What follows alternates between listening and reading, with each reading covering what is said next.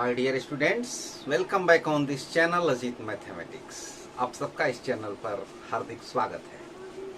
हम लोग simultaneous equation का अध्ययन कर रहे हैं और सिमुल्टेनियस इक्वेशन में हम लोगों ने अभी तक प्रतिस्थापन विधि, विलोपन विधि, तुलनात्मक विधि, वज्र गुणन विधि, इन सब का अध्ययन भली भांति कर लिया है।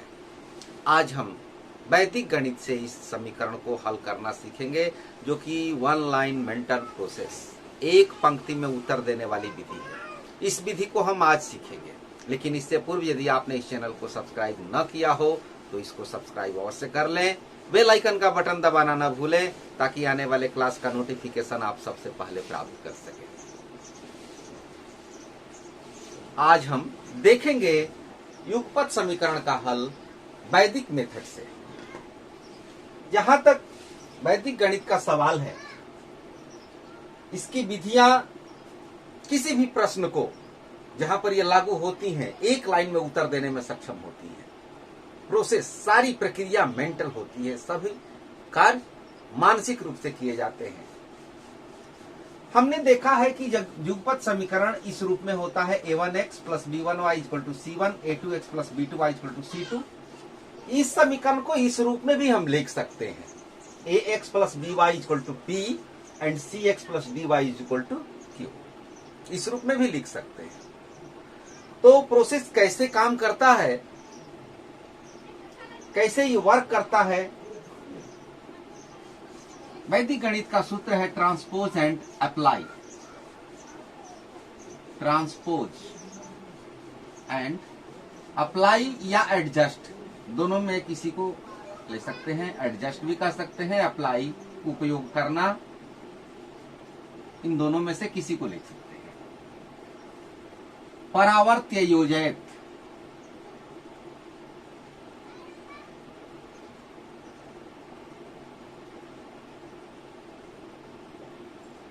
ये मेथड लगभग क्रॉस मल्टीप्लिकेशन मेथड से मिलता है, लेकिन यहां पर ये आंसर एक लाइन में कैसे देता है, इसको हम सीखेंगे। x, जैसा कि मैंने क्रॉस मल्टीप्लिकेशन वाले मेथड में आपको बताया था कि सारा वर्क सेंटर से शुरू करते हैं, यहां से स्टार्ट करते हैं, तो यहीं से हम कार्य प्रारंभ करेंगे और आगे बढ़ेंगे। कैसे? यहां से हम तिरछा गुणा करेंगे, यहां पर इस कोफिशिएंट से यहां पर गुणा करेंगे और इसको यहां लिखेंगे BQ माइनस, और ठीक उसका इमेज यहां से हम लेंगे, D से P में गुणा करेंगे DP। ये न्यूमरेटर हो गया, अंश हो गया। हर के लिए क्या करते हैं, यहां पर ठीक यहीं से वर्क होता है और यहां से पीछे बैक आते हैं, ये गुणा करते हैं BC माइनस DA। हो गया, बस इतना ही वर्क है।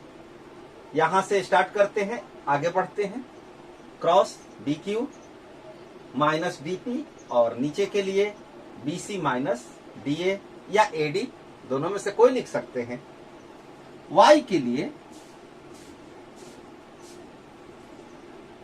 अब इसके बाद यहां नंबर आता है, साइक्लिक रूप में जब हम आगे बढ़ते हैं तो इसके बाद ये टर्म आता है, तो यहां से हम आगे मल्टीप्लीकेशन करेंगे। चूंकि आगे तो कोई है नहीं, इसलिए इसका नंबर आगे आ जाता है। जैसे AC है तो यहां समझ लीजिए कि A और C है, यहां से आगे हमको ऐसे गुणा करना होगा, यानी PC, अर्थात P से C में PC माइनस QA, AQ भी लिख सकते हैं। और हर के लिए कुछ नहीं करना है, हर की वैल्यू जो एक बार फाइंड हो गई वही वैल्यू यहां भी होगी, BC माइनस DA। इसको आप इस तरह से लिख सकते हैं, BQ minus DP BC minus AD।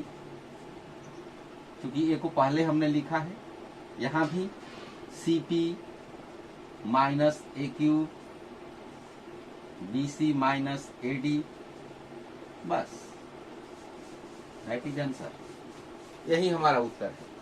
वही प्रोसेस यहां भी अपना सकते हैं। तो क्या होगा, x is equal to b1c2 minus b2c1 upon b1a2 minus b2a1 b1c2 minus b2c1 फिर b1a2 माइनस b2a1। y के लिए यहां से यहां गुणा करेंगे c1a2 माइनस c2a1 और ये ज्यों का त्यों यहां पर आएगा b1a2 माइनस b2a1। अब आप सोच रहे होंगे कि इतना रटना पड़ेगा, याद करना पड़ेगा। जी नहीं, आपको याद नहीं करना है, आपको चंद उदाहरण के माध्यम से इसको सीख लेना है। कुछ उदाहरण आपके समक्ष आएंगे, लिए जाएंगे और उसी के आधार पर आप इन प्रश्नों को हल कर लेंगे बिल्कुल आसानी से।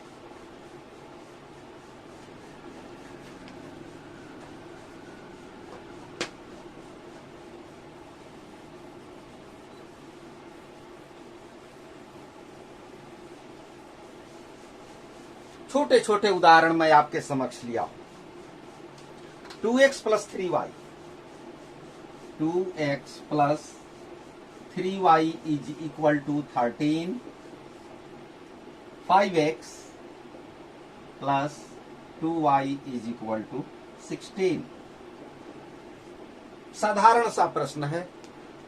आप इसको प्रतिस्थापन विधि, विलोपन विधि, क्रॉस मल्टीप्लिकेशन विधि किसी भी तरह से हल कर सकते हैं, लेकिन एक लाइन में उत्तर देने वाली विधि, इसके द्वारा हम कैसे हल करेंगे। देखिए, सारा वर्क मानसिक रूप से यहाँ के कोफिशिएंट से यहाँ में गुणा करें। स्टार्टिंग पॉइंट सेंटर से 3 से 16 में गुणा करेंगे 48। यदि मौखिक गुणा कर सकते हैं तो लिखिए, और नहीं तो लिखित गुणा कीजिए। फिर यहां से गुणा करेंगे 26, फिर यहां से पीछे आएंगे 15, घटा देंगे 22, 11, आंसर 2। y के लिए यहां से इसके आगे बढ़ेंगे। 13 में 5 से 65, 16 में 2 से 32। नीचे इसी को लिखना है तो सीधे 11 लिख देते हैं। That is answer. यदि अच्छा लगे तो लाइक करना न भूलें, बिल्कुल सही आंसर है।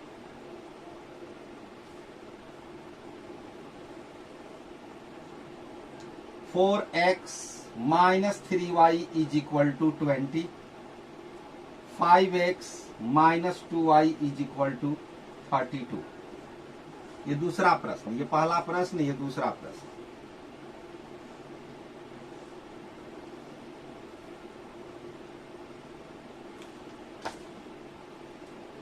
x की वैल्यू यहां से यहां गुणा करेंगे, क्योंकि यहां माइनस चिन्ह है, निगेटिव साइन है, तो इसको लेना होगा।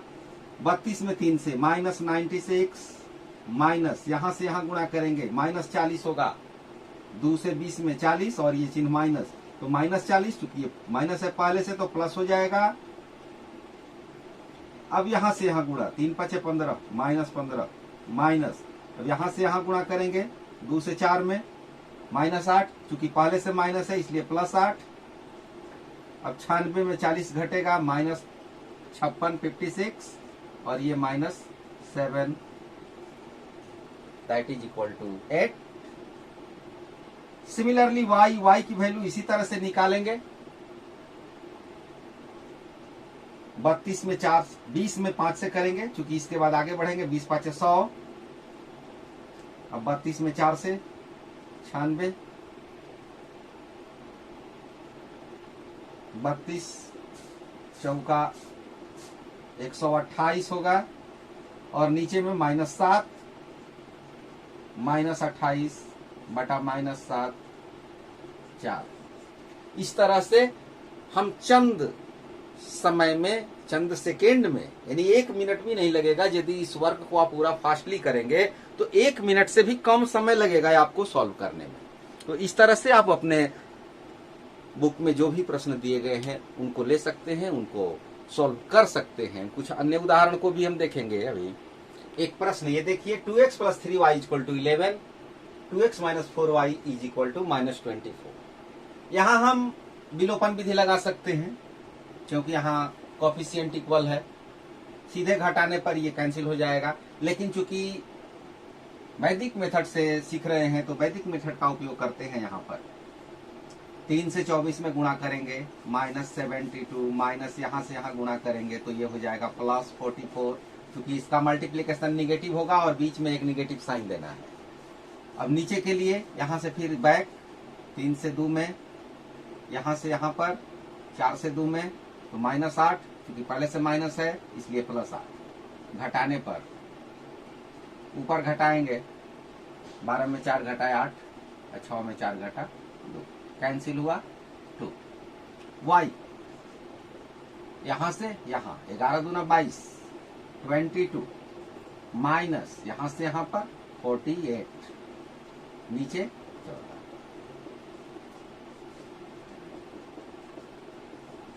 यदि आपको ऑब्जेक्टिव टाइप क्वेश्चंस में इसको सॉल्व करना है तो अब इससे बढ़िया तरीका आपको नहीं मिलेगा। बहुत आसान और बहुत तीव्र रिजल्ट देने वाला ये सूत्र वैदिक गणित, जो कि हमारे माननीय शंकराचार्य जगत गुरु भारती कृष्ण जी के द्वारा दिया गया, ये अनमोल वरदान हम लोगों के लिए बहुत ही सहायक सिद्ध होता है।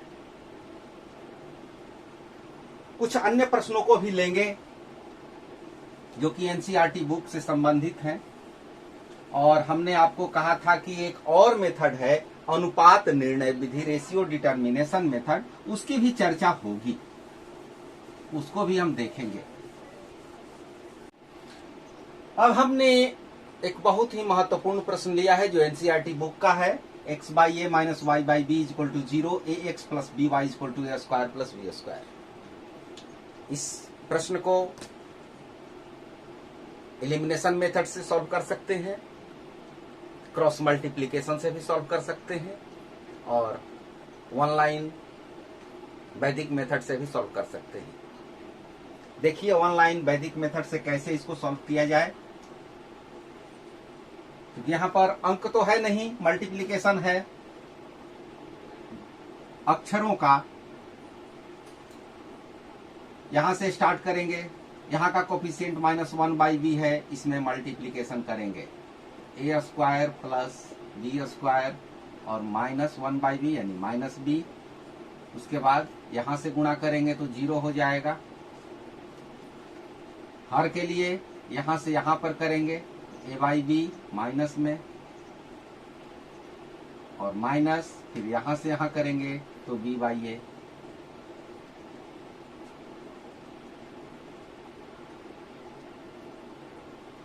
a² + b² -b, ये ऊपर का ज्यों का त्यों हमने लिखा, 0 को हटा दिया। यहां पर एलसीएम होगा ab, माइनस को कॉमन निकाल लेते हैं, a² + b², ये minus cancel, a² + b²/b × ab/a² + b², और ये कैंसिल, b से b कैंसिल, बच गया